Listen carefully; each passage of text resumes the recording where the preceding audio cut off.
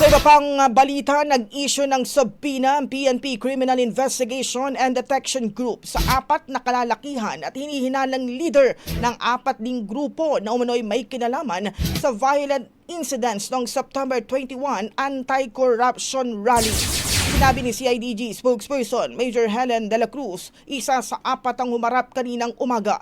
Natukoy ang 4 matapos na ring makunan ng pahayag ang mga naarestong kabataan at subaybayan ang mga vlog at post sa social media.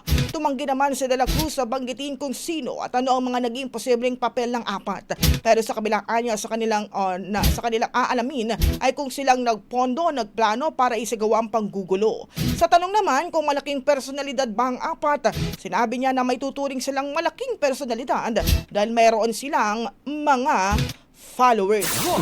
Ang bahaging ito ay hatid sa atin ng Yummyvit ES3 Syrup. Simulang tuparin ang pangarap ng iyong anak. And starting now,